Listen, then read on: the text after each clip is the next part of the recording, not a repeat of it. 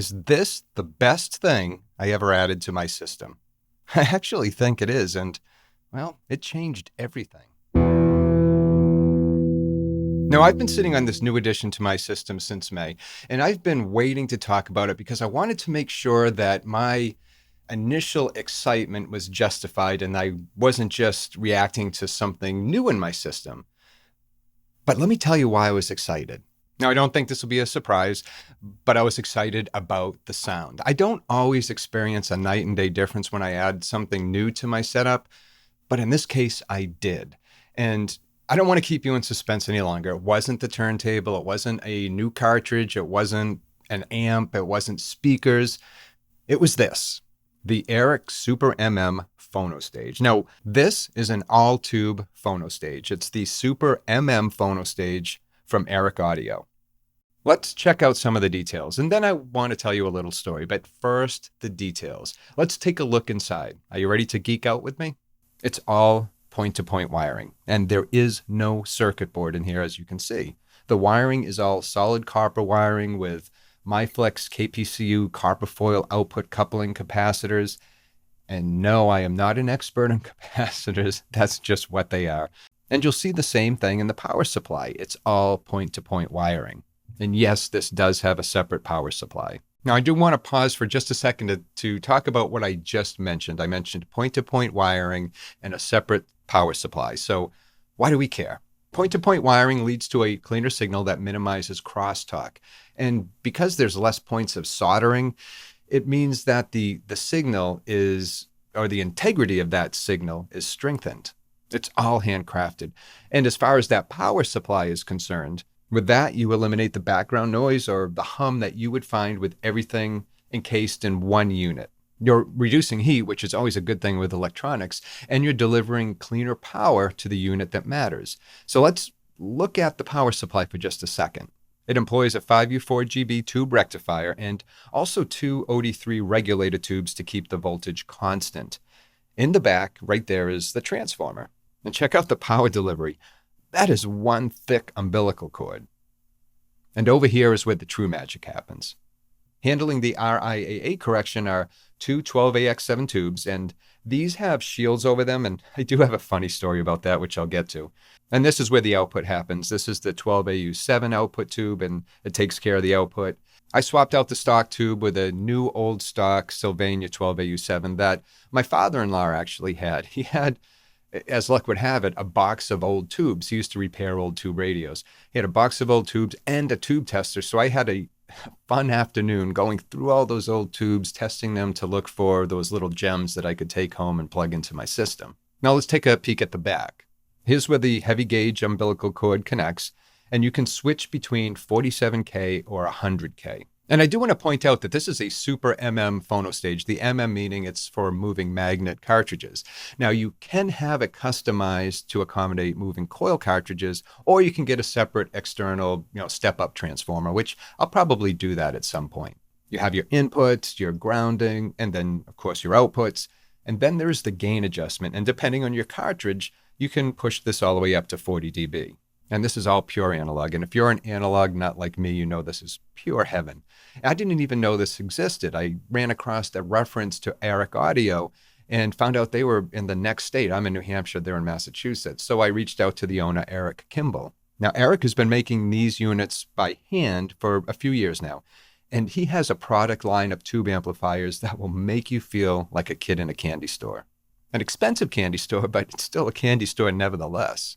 What you get is a level of craftsmanship that doesn't really exist in many places today, especially if you go to those mass-produced products. Nothing wrong with those, but it is different. It's different. But really, at the end of the day, what we care about here is the sound. And we can talk about tubes. We can talk about that crazy, huge umbilical cord. We can talk about separate power supplies. But really, at the end of the day, it's how does this thing sound? And I'm not kidding when I say that this changed everything.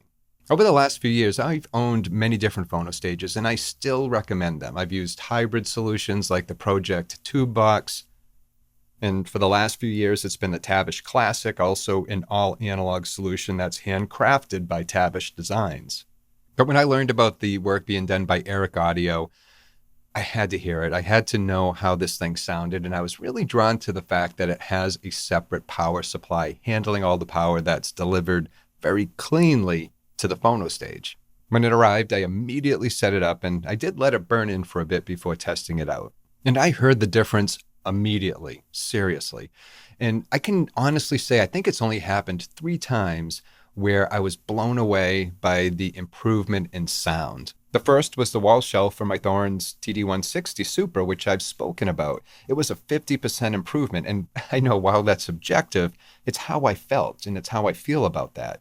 And next there's the Super Phono stage, and that's easily another 50%. And the third, well, that one I'm still kind of sitting on because I'm still listening to it with a critical ear, and I do want to talk about it, but not in this video.